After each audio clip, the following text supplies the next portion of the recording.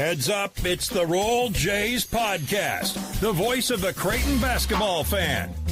With your hosts, Jimmie Allen, Alex Drake, and Casey Matthews. Join the crew and meet CU players, coaches, and a whole lot more. Now, the Roll Jays podcast. Here's Jimmie Allen. Welcome into the Roll Jays podcast, brought to you by Pixel Fire Marketing, Pyramid Contractors, and Pepper Jack's Grill. Jimmie Allen, Casey Matthews, and Alex Drake with you here live from the New Yorker ahead of Creighton's matchup tonight with Dan Hurley and UCONN. Creighton gets the two-time defending national champions in the semifinals of the Big East tournament after an exciting, thrilling double overtime victory last night over DePaul. And when we talk about the highest of highs and lowest of lows, that game had everything you could have wanted in a quarterfinal matchup. Unfortunately, Alex, it's not a situation that this Jays team was expecting, with Creighton obviously being the 2 seed and obviously the success they've had against DePaul. This team has struggled with getting kind of the level of intensity stepped up after a big-time performance or a game that exerted a lot of energy. Are you worried about that at all tonight with Creighton? I don't think so. Casey hit on it a ton last night. And we all talked about it, right? Great senior leadership. We talked about the disadvantage of coming in, not playing the first night, having that bye week, limited time on the court. And you know what? If you can't get up for this game, you probably shouldn't be there, because in my mind, this is kind of a revenge game. You let UConn come into the Chi. You let Liam McNeely go off for 38 and a big run that you were on. And at times, you actually could have put that game away a little bit earlier. It felt like you had a decent lead, especially going into the half. So I'm not worried about them coming out with the intensity. I will say I'm going to continue to harp on this. I actually talked to John Bishop in the hall last night. This team has seemed to get off to slow starts, especially at home. They've been a little bit better at it on the road, where the offense just seemed to make more shots early on the road at times this season than at home. And in my eyes, they are the visiting team here, so hopefully that plays into our hands. But the offense and the team just has seemed like a lot, and this may be anecdotal, but it seemed like a lot to me that they're playing from behind in the first half. And some of their biggest wins, they were playing from behind and then went on a great run to close out the half and carried that into the second half. Casey, we talked about this heading into the game last night, the fact that it's the first time this team had been played. This iteration of this team has played a game in that building, and it looked like it through the first 8 minutes last night. Obviously, offensive struggles, but last night was also the first time UConn had played in that building with this iteration of that team as well, and they got to a slow start. They had to come back to win their game last night as well. Now they did a little bit more impressively than the Jays did. Who do you think it benefited more between these two teams? Creighton getting to play that earlier game, or UConn kind of getting the last game of the night and being able to have a much larger crowd and audience to kind of cheer them on? And obviously they had more fans in attendance cheering for them. Yeah, normally I would say we would get the advantage there just because you're off your feet for a few more hours compared to that UConn team. However, going into double overtime, and not only that, but having to come back from down, I think was it 17 was the highest we were down. So you have to expend a lot of energy, both mentally and emotionally, to get back into games like that.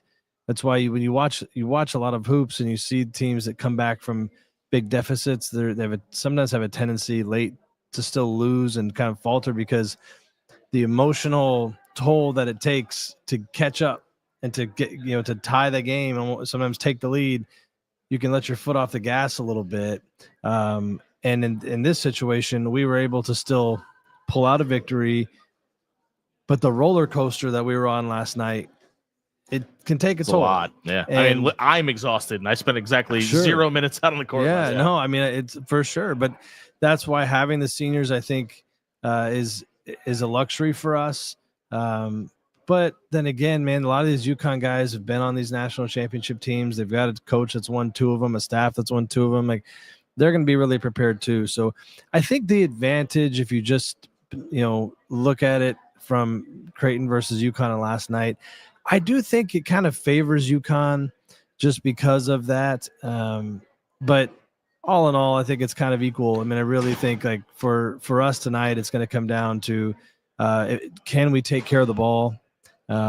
And can we keep the crowd out of it as much as possible? What I'm really interested to see, guys, St. John's fans, who do they cheer for? Yeah, that's a good point. I think it's going to be us. I do too. And so we might, which is crazy to think about, a little more. Yeah, we might have a little more support tonight, even than we did last night. So, but now the building's going to be packed, and there's going to be a ton of UConn fans. This place has been flooded with Husky fans. Casey said it at least 3 times leading up to this week. Friday night is like the best night. It's the best night in college basketball, but besides the Final Four. Well, yeah, but as a basketball fan, this will be my first time in the building, not on a bench. I'm really excited for it. As friends of your guys, I'm excited for you guys. Yeah, because I'm pumped, man. It's super cool. And hopefully we win this one, and then you get to experience Saturday, which is pretty awesome in its own right. So I'll say this about the comparison to the Final Four. The thing that I'm looking forward to tonight, because I was at the Final Four in 2015, is... Are you playing in it? No.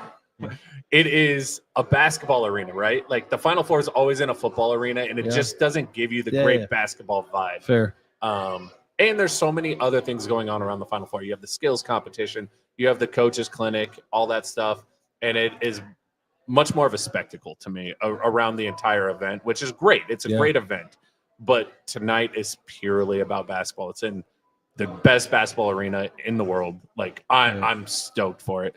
I think that's the thing I've liked the most about this weekend too is, listen, one of the things that Omaha does better than a lot of places is they have things that happen around an event to make it an all-encompassing thing that like an event happens at. Like the College World Series is a great week that just happens to have baseball at it, right? You've had the NCAA tournament, first and second rounds of the NCAA tournament at the Chi, but there's been things going around the building that happens. This weekend has been strictly about basketball. The fans here are all dialed in. I've had a couple of older UConn fans come up to me and give me a little bit of flack or wish us luck or whatever it may be, but it's all well spirited and it's all around the basketball.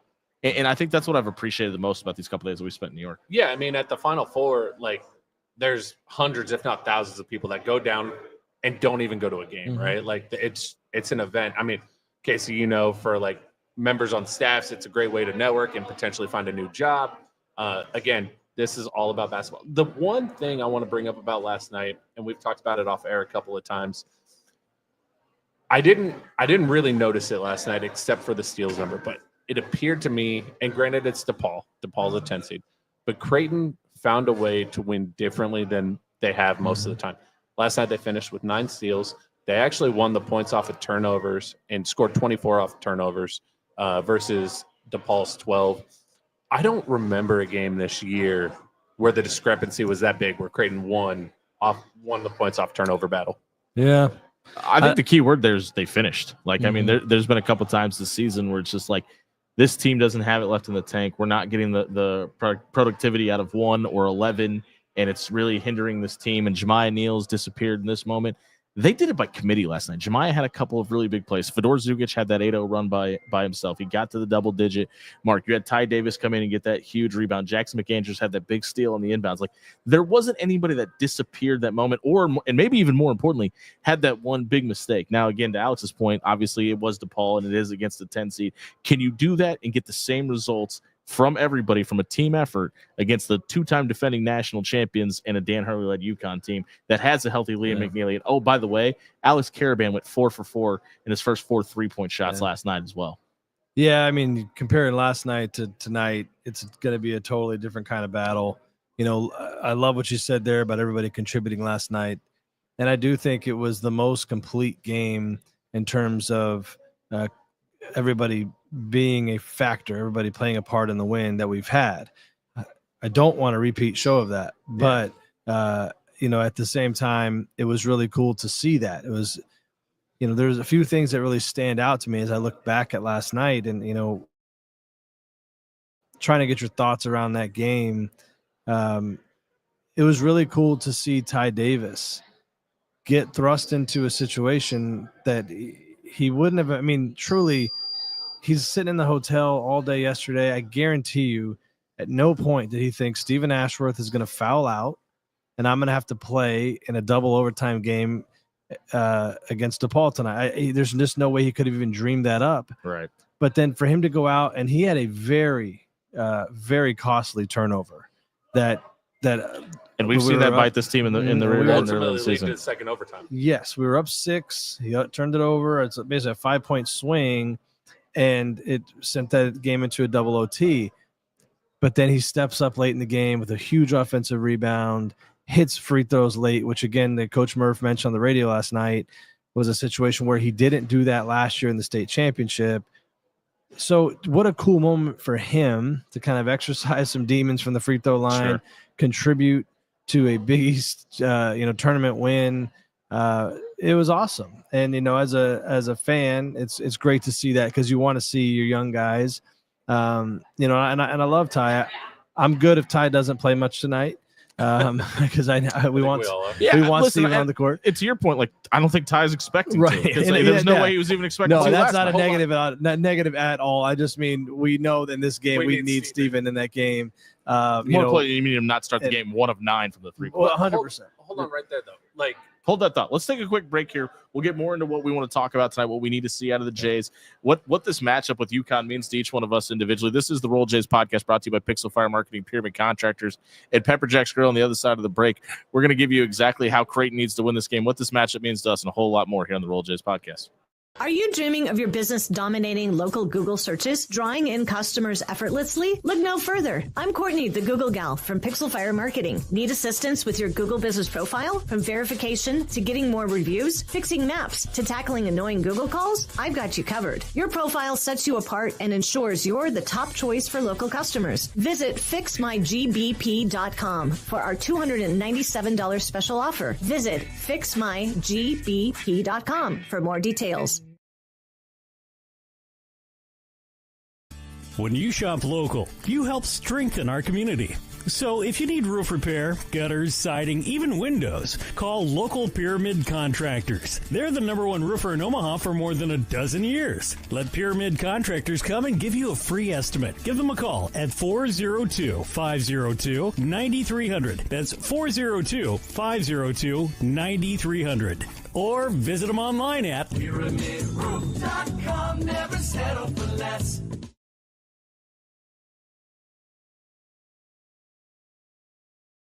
This is why you need to try Pepper Jack's Grill, the best Philly cheesesteak in America. At Pepper Jack's Grill, we craft your Philly just the way you like it. Fresh ingredients, sizzling on the grill, and endless customization options. Not just Phillies, we've got rice bowls, burritos, nachos, and even vegetarian choices. And don't forget those crispy fries with our famous spicy ranch. With 10 great locations in Omaha, there's a delicious meal waiting for everyone in the family. Pepper Jack's Grill, your Philly, your way. Welcome back to the Roll Jays podcast brought to you by Pixel Fire Marketing, Pyramid Contractors, and Pepper Jack's Grill. Jimmie Allen, Casey Matthews, Alex Drake with you here ahead of Creighton's matchup with UConn tonight. Alex, I cut you off. We were talking about last night and the impact that Ty Davis was having and when Stephen Ashworth came off. And you said you've been thinking about this. What about Stephen Ashworth's game were you thinking about? What did you want to bring up? I mean, obviously Stephen struggled, right? And there was a few shots that we had talked about that, like, didn't need in that moment. Offensive rebound off the free throw in the corner is one. But this play is going to go down underappreciated, and I fully admit to not being happy about it in the moment. DePaul has a run out. It's a 2-on-1 on Steven, and Steven hammers the ball handler for his 4th foul.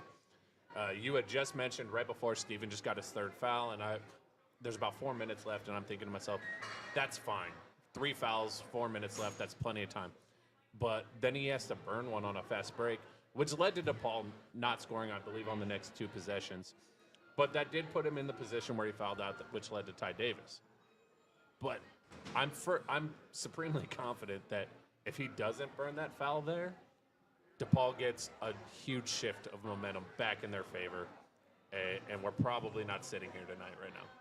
Yeah, I mean, those kind of plays, it's interesting in the moment. You don't realize them. You don't realize how big it is because you don't know what the result will be. But it was. I mean, for me, it was fight. It was. Point. I'm not just going to give up a layup or bail out at the end and save myself. It was my back's against the wall, and rather than continue to take it, I'm going to be the aggressor. And And sometimes it pays off, sometimes it doesn't. In this situation, it paid off mightily for us and allowed us a fighting chance. And, when you have a senior-led team and you got Coach Mack on the sideline, that's really all you can ask for. Well, so. I think the senior portion of that's really important, too, because, Stephen Ashworth has been in a building where the pendulum has gone the other way and momentum goes to a different team and how much that can really dictate the outcome of that game. And about that time is when the arena really started to fill up to the maximum capacity, and you started to hear the rumblings from the St. John's and the UConn's fans that would absolutely have loved to see Creighton get bounced last night. And Stephen Ashworth could probably hear that down on the court and went, we got to find a way to make sure that we limit as many buckets here as possible. Not obviously because what dictates on the scoreboard, but how this crowd can get on top of us and everything could just kind of steamroll because I've got 3 fouls. Ryan Kalkbrenner had 3 fouls at that point. He hadn't picked up his 4th one yet.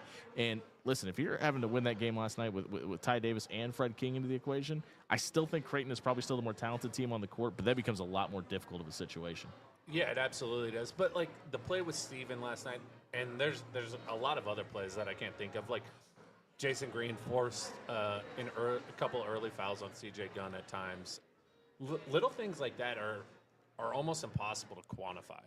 And I think a lot of the times, just in the discussion around basketball in general and all sports, those things where you just make the right play regardless of the situation, and it's minute, right? It's something small and it's really hard to quantify. Those get overlooked, and I really want to do a better job of highlighting some of those, especially the one with Steven last night that ended up being huge. Yeah, and you mentioned Jason Green. He's the one that caused Layden Blocker to pick up his 4th foul as well. And Layden Blocker was the gentleman wearing number 2 for DePaul last night that scored all 12 of their points in that first overtime, and it really changed how he was able to attack offensively. And I think Jason was the easy person to nitpick last night because of his lack of offensive performance, and he made a couple of mistakes.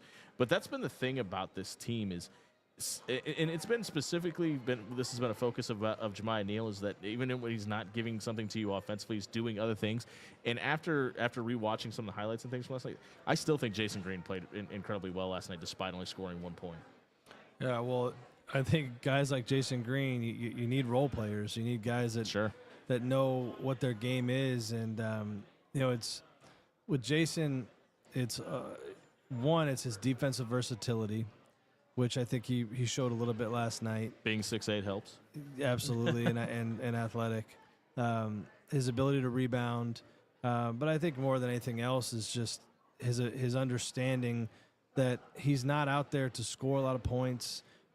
He's out there to defend. He's out there to move the ball. He's out there to make extra effort plays, and he does it consistently. And it's not easy for these guys. I mean, remember, almost every single player on a team like Creighton was their best player on their high school team. Yeah, was required to be great in order for those high school teams to win. Jason Green was one of those dominant players in Class A for 3 years. Absolutely, and now he's on a team where his role is essentially just keep rowing in the same direction as everybody else. Don't be the reason why we lose. And it's probably a simplistic way to look at it, but and I think the way you do that is you stay within yourself. You play your role and you understand what the coaching staff is asking you to accomplish. He's had some moments this year where he's stepped up and hit perimeter jump shots, and where he's done some things that are a little out of character for him, and that's great to see. But in these tournament settings, you need him to do what he does, and I thought last night was a good example. So we'll see. I mean, I have faith in him, and I think he'll do it again tonight. And I also, guys, one thing we didn't talk about. Well, I don't think his name came up last night, but I said it on our last radio show that I felt like we needed him to be good. Is Isaac Trout? Mm-hmm. Mac draws up that he comes off that stagger on the perimeter, left to right, and knocks down a 3.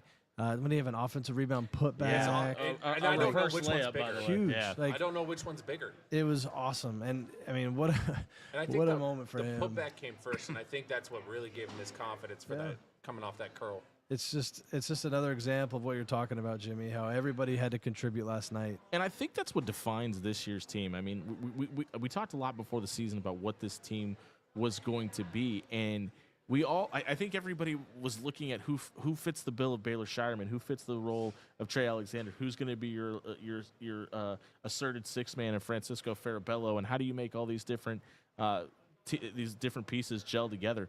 Well, I think they just got rid of those other three narratives and just said, how do we focus on this team, this group of guys, use this skill set, and make them all work together? And I mean, I don't think we can give Greg McDermott any more flowers on this podcast, but I really think that's what this coaching staff has done is such a great job is identified the strengths of the guys that they have in front of them despite the past success, and didn't try to find people to find roles that they're not suited for, and use the skill set they have to make this mold of this team that you have now. What's the scary / good thing if you're a Creighton fan is I don't even think they're done figuring out, what their ceiling is or what the possibility is for this version of this team either.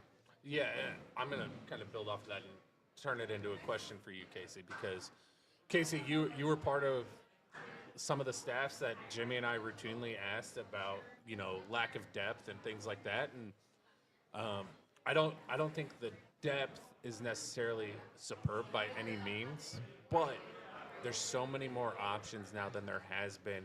And we saw it last night where they were shuffling guys in, trying to find a rotation that works. And, a knock on a guy like Fedor Zugic this year has been his defense, and Murph highlighted him in the postgame. His defense has grown immensely, and last night he came up with several big stops in one-on-one situations. Does maybe not necessarily having a top-end guy off the bench, but having a plethora of guys give you a little bit more confidence about in any game, any night, being able to find a rotation that works? Yeah, I mean, I see. I think I see what you're saying. But it's hard to say a top end guy coming off the bench, though, right? Because that's why they're in that sixth spot. Yeah, they're usually not the top end guy. But I think I know what you're saying. You'll have like a six man that'll go get you 12 a night or something. So like that. Here's how I've been on teams that we've had guys like that where you almost had 6 or 7 starters, if you will. Like Ryan's freshman year. That's a good. Maybe that's a good example. Even almost Marcus's freshman year when he wasn't starting. I think having that when you feel like maybe your starting PG could go down, but you have a Marcus Zagorowski on the bench, like certainly that's a luxury. But I think the difference like in this year's team is you kind of have guys like you have like an Isaac Trout who can shoot, but you can also you can count on him if he needs to crash the glass a little bit. You have different, like, you're not bringing Jason Green. You don't have Jason Green starting, and then you bring in somebody else, and you bring in a Jason Green. You're bringing in a different element to the game. That to me is interesting. At the 5 spot, remember we had Christian Bishop, and we had RK, or we had Jacob Epperson. And when you had Christian Bishop in the game, you would hedge ball screens hard. There was a lot more of a lob threat, but not so much of a perimeter jump shot threat. Then you would substitute Jacob Epperson in the game, or we had Martin Krompel, and he could hit those perimeter jump shots, right? That's, to me, those are nice things to have because you're putting, like, you have to have a different game plan when Jacob Epperson checks in versus Christian Bishop. Yep. Can I ask a quick question this is something that bothered me in that season that I just could not fathom. Like, why did you guys never go Ryan Kalkbrenner and Christian Bishop on the floor at the same time? At least I know they played the same spot, but I think they were both I thought Christian could fit in fine to a 4 slot. Because Christian can't shoot? Sure. No, I get that. But like, I'm talking like from a defensive standpoint, and it's not like you couldn't pull Ryan out. You know what I mean? Like, you're never having him play the 4. But was it just he was that limited offensively that it just... Yeah, and I don't mean that. I got to do a better job of just sound like a jerk here. It's not that it... But you got to know it wasn't a consistent threat. That's a strength of a coach, though, is knowing your players' limitations. Yeah, it is, like, you didn't articulate it very well. I'm just usually really straightforward with it. And I'm sure that's something you had a conversation with Christian about. I'm sure that's not the first time. When CB was going to transfer, he came into my office and said, "Case, I think I'm going to transfer. What do you think?" And I said, "Well, why do you want to transfer?" And he said, "Well, because I want to shoot more." And that was part of his reasoning. And he said, "These teams are telling me they're going to let me shoot threes." And I said, "Okay, that's fine.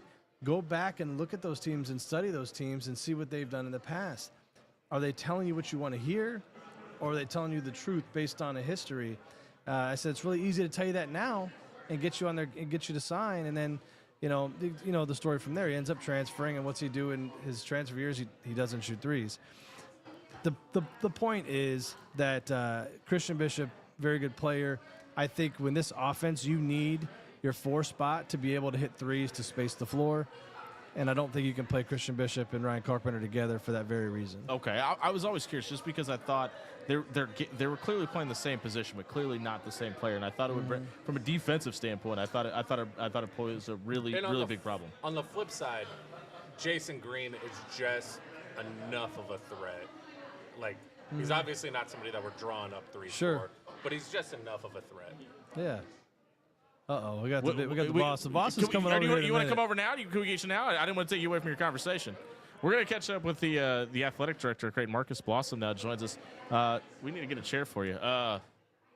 We'll make Casey go do it. He's going to grab one for us. Marcus Blossom, Creighton's athletic director, is going to join us, talk to us about everything going on at Creighton. Obviously, if you haven't checked out the Roll Jays podcast previously, last night we got to catch up with Father Hendrickson and had a really, really nice conversation with him about the NIL stuff going on at Creighton. So please check that out on our YouTube page and subscribe as well. As the boss himself, Marcus Blossom, is going to grab a chair here and join us. Casey, you want to go and have a seat? You want to go to a break for a minute? Yeah, we'll take a quick break. We'll come right back. We'll come right back with Creighton's athletic director, Marcus Blossom, who's going to join us on the other side of the break here on the Roll Jays podcast.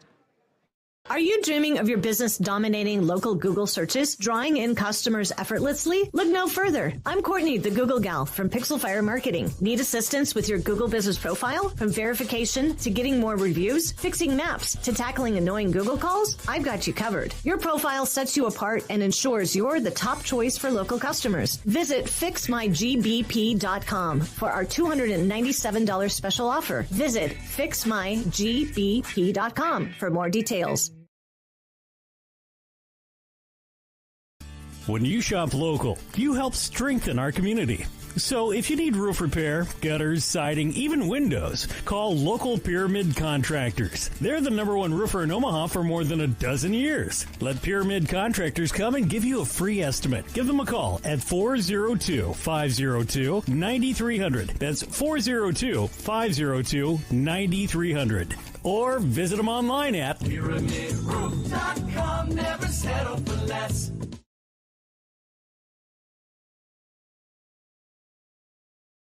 This is why you need to try Pepper Jack's Grill, the best Philly cheesesteak in America. At Pepper Jack's Grill, we craft your Philly just the way you like it. Fresh ingredients, sizzling on the grill, and endless customization options. Not just Phillies, we've got rice bowls, burritos, nachos, and even vegetarian choices. And don't forget those crispy fries with our famous spicy ranch. With 10 great locations in Omaha, there's a delicious meal waiting for everyone in the family. Pepper Jack's Grill, your Philly, your way. Welcome back to the Roll Jays podcast, brought to you by Pixel Fire Marketing, Pyramid Contractors, and Pepper Jack's Grill. The boss himself, Marcus Blossom, the athletic director at Creighton University, now joins us here on the podcast. Great weekend. I mean, obviously, exciting game last night. What's been the highlight of this weekend for you so far? The highlight of the weekend, winning last night. So, a lot of fun. DePaul played really well, and I was proud to see our guys overcome probably not playing well for our standards and overcoming that deficit and willing the team to victory. You've been places other than here. You've been many different conference tournaments, all different kinds of sporting events. In your estimation, and how would you sum up this tournament versus any other sporting event that you go to? Oh, that's a good question. I was just talking to some other people at the Big East. And we're talking about, even the quarterfinals is spectacular.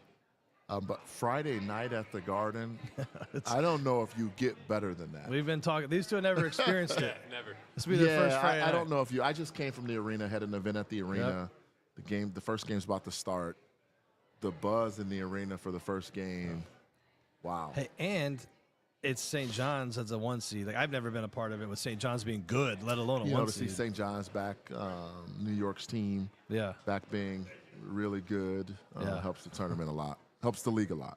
Yeah. We talked with Father Hendricks last night about how even though Creighton's a smaller school, there's just a huge sense of community. We've been on this family run since senior night because as Casey mentioned after that game, people that have never met Ryan Kalkbrenner crying in the crowd, Stephen Ashworth, right? Like, from an athletic standpoint. I was crying when Ashworth fouled out. I was crying too. He played exceptionally well. From your position, like, what do you do to help foster the relationship between the city and the school and the program, and like, how hard is that in comparison to other places you've been? I don't think it's hard. I think the people of Omaha have a unique connection to Creighton. Yeah. A lot of our fans, I don't know what the numbers are, but a lot aren't alums, but they're connected to Creighton. They value what Creighton means to the community in a lot of different aspects. And they root for our success. I think the fact that they feel we do things the right way. We've had, many coaches over the years, Mac over the last 15 or so, that's recruited great kids. The kids are great in the community. You talked about Kalkbrenner and Ashworth just being outstanding young men representing Creighton the right way. So I think that makes it easy. Sure. When we go and ask for their support, whether it's coming to games, whether it's philanthropic, that makes it easy. So we're just really fortunate for the people that are behind us. I want to talk about the philanthropic portion of it because we talked to Father Hendrickson about this last night. He brought up, hey, listen, it's not cheap for the Big East to play these games in Madison Square Garden.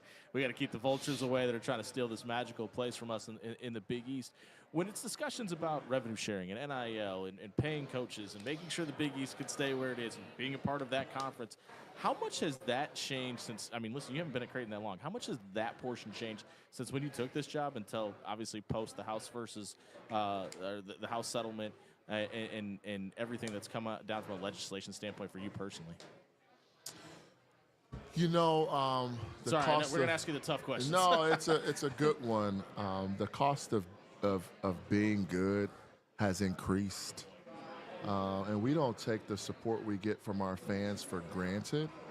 There's some fans, quite a few that have a lot of capacity, and it's easier for them to support us with donations, ticket sales, a variety of different ways. But I do recognize there are a lot of fans that don't have the same capacity and still support us. So when we're looking at ticket prices and the cost of games and a lot of other access to Creighton, that's in my mind to keep them in the fold. That's why we do this podcast for those people.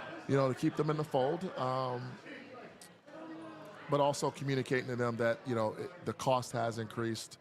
I was talking to a fan a couple weeks ago about I just released some new ticket prices, and I think the overall price increase might be 9% or so overall. Sure. It's not like everything else isn't going up. Yeah, but I told him, I don't think you're going to want to come see us if we're not good. That's a good point. You know what I mean? And that's the cost of us being good, and we want to be really good. Because it seems more prevalent in football, which is obviously not a monster we have to worry about.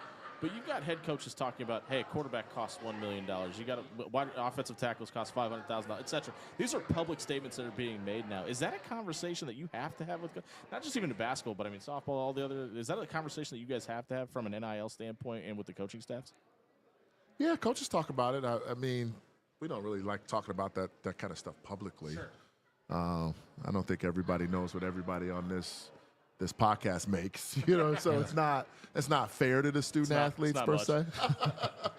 So, if we could avoid the public, conversations about compensation, so to speak, I think that's a little bit more respectable. But it is internal. It is part of internal conversations. This feels like a really good time to plug the fact that you can donate to Creighton's NIL Collective, the Bird Club, by scanning the QR code in the top right corner of your screen right now. All proceeds will benefit your favorite student athletes and benefit this podcast as well. Yeah, Marcus, you're talking a little bit about NIL, and obviously, I was a part of the program for a long time before NIL was a thing. Working for Coach Mack, I've developed a ton of respect for the character of the person that he recruits and how high that is on his list. Now that you have NIL and you have agents, this business has become much more transactional. It seems as though Mac is doing a great job navigating those waters and still bringing in high character kids. Certainly, you have some bumps in the road that you have to work through, but he's overall done a really good job from the outside, and continuing to bring in the right kind of kids, Creighton guys, if you will. As an AD, that's obviously huge for you because crap doesn't always roll downhill. Sometimes it rolls uphill when it comes to athletic departments. Can you tell us, how important is that for you as an athletic director that you can trust not just Coach Mack, Coach Booth, Coach Flan? You have head coaches that work for this athletic department that are bringing in high character kids that represent this university. What does that allow you to do just mentally? Just free you up. I just want to hear, if the opposite was true, how much different would your job be? How much harder would it be to do what you do every day? And sorry, that's a very long question, I know. That's a really good question, though. I tell some of my colleagues in the business that I sleep pretty well at night when it comes to worrying about what student athlete A or B is doing outside of the classroom or the playing or the competition venue. So from that regard, they make my job pretty easy.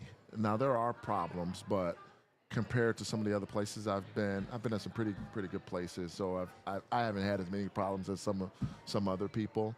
But the coaches recruit some great kids, and they do make that part of the job relatively easy. Yeah. And I do appreciate that, and they represent the university, and that has value. Yeah. At the end of the day, bringing in the wrong person can erode your brand, could cause disruptions on campus, can really devalue what you're trying to do, and we really don't have issues in that area. Pretty fortunate. Absolutely. Right. So I asked Casey this question pregame last night at the arena. I was watching other conference tournaments all day yesterday, and I just kind of want to get your opinion on it.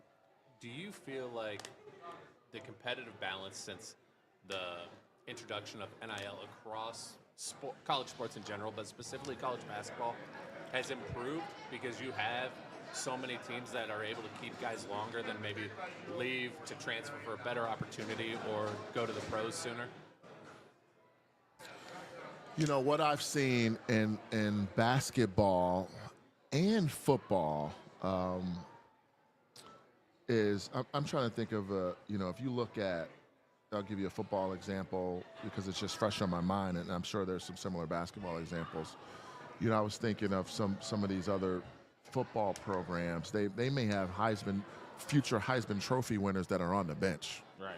that may sit a year or so. Similarly in basketball. So what NIL has done is that really good player may not sit at Duke or North Carolina, or they may not even go if they feel like they're not going to be in the rotation, and it allows some really talented players to go elsewhere. So I think it has, I'm not sure if it's evened out. You're still going to see really good teams in the Final Four, but it's caused some parity maybe in the middle to lower range, top 20 to 50. It's really, it's a lot of talent spread out amongst many more teams. Yeah, and that came to me yesterday. I was watching North Carolina, Wake Forest. You have R.J. Davis, who's been in North Carolina forever. But I've also felt like this season, basketball-wise specifically, there just hasn't been like a clear-cut number one. The top five are all the top five. But I feel like there's a lot more teams that have a chance to make a run to a Sweet 16 and Elite Eight, Final Four than previously. Yeah, and a lot has to do with the investment a lot of these schools have made in coaches too. True. So maybe the coaching compensation at some schools have increased where Coach X doesn't feel like they need to go to this school to make a lot of money.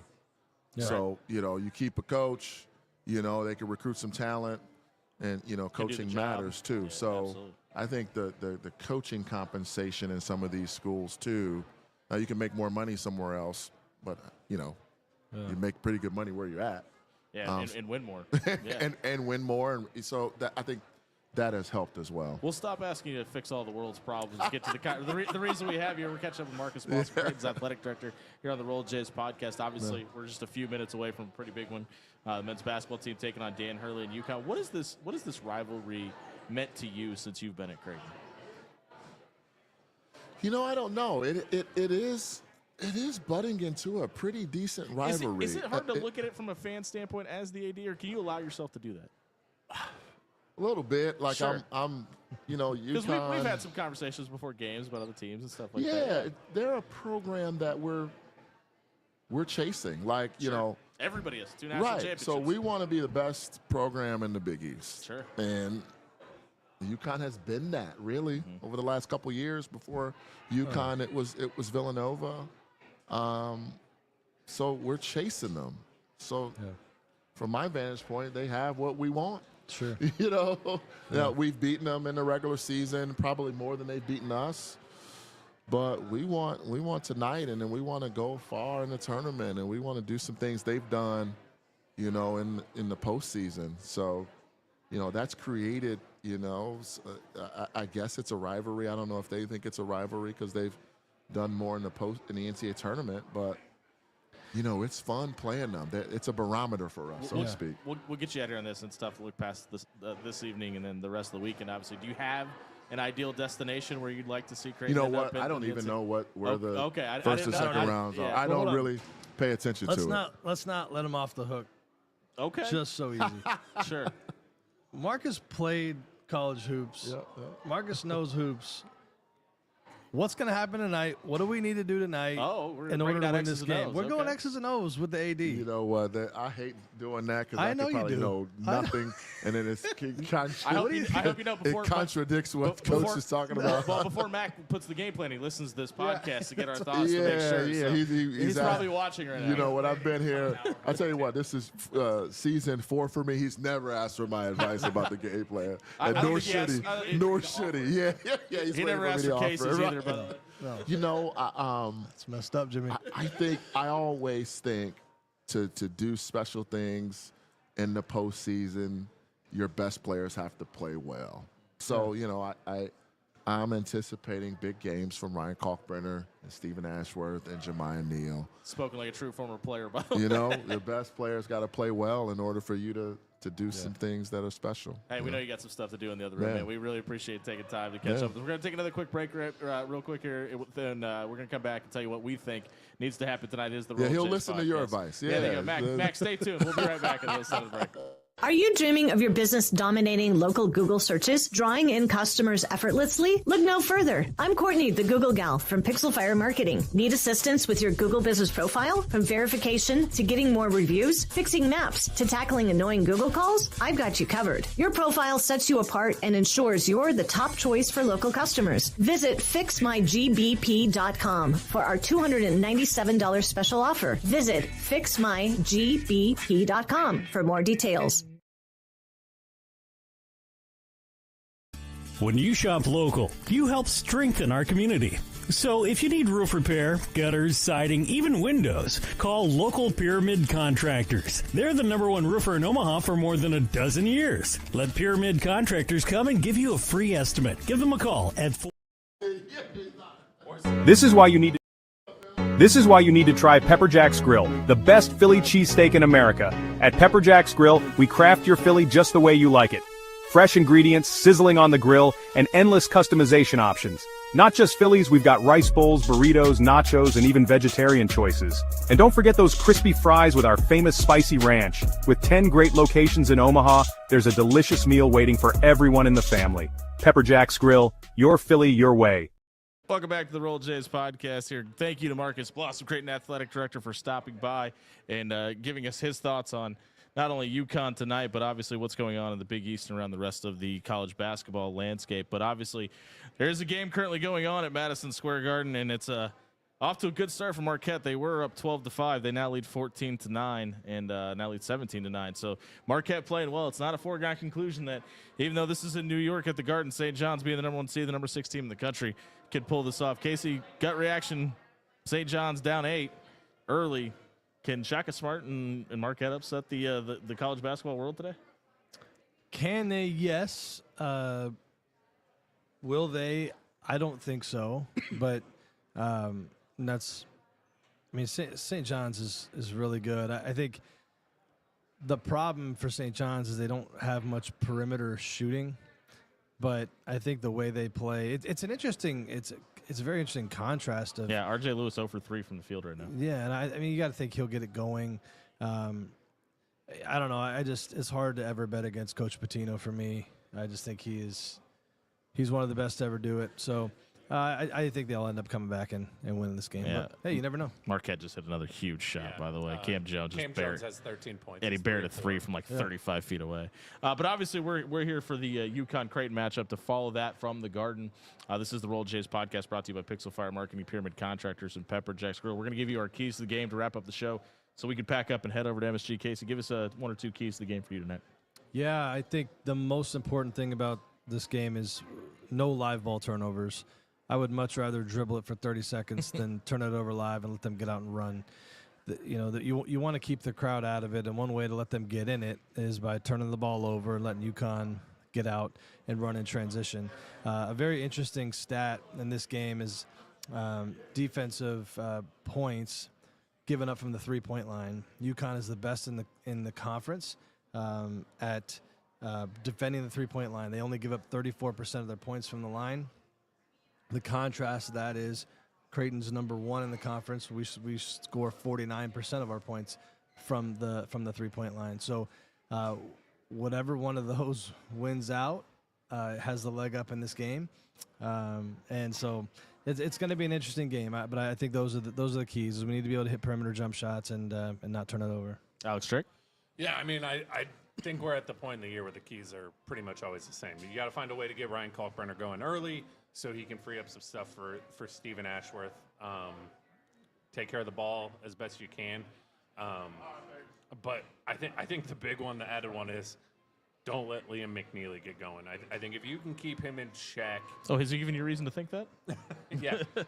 But I think if you can keep him in check, and I'm not even just talking about a point total, like make everything tough for him. I think you have a good shot. Man, Marquette is playing really well. Even if he goes off for 20, but he takes 22 shots, I'll live with that. Yeah, that was going to be my keys. You got to turn Liam McNeely into a volume shooter tonight. You got to find a way to do that. Now that's whole lot easier said than done. And the other thing is play inside out. Last night we saw Creighton trying to set up Ryan Kalkbrenner by shooting threes early. I want to see the opposite effect tonight. I want to see Ryan Kalkbrenner maybe even get the first 4 touches of the game and then start kicking it out and leave those lanes open. Don't let UConn get into your passing lanes and cause those live ball turnovers, Casey. And I think the way you do that is you establish the paint early and take it over and dominate it. This has been the Roll Jays podcast brought to you by Pixel Fire Marketing, Pyramid Contractors, and Pepper Jack's Grill. Catch us at halftime live from Madison Square Garden and right here on all of our socials, and then back on 1620 The Zone immediately following the game tonight after John Bishop's call. For Alex Drake, Casey Matthews, I've been Jimmie Allen. Thank you to Marcus Blossom for joining us today as well. Hopefully you can join us at halftime. Go Jays.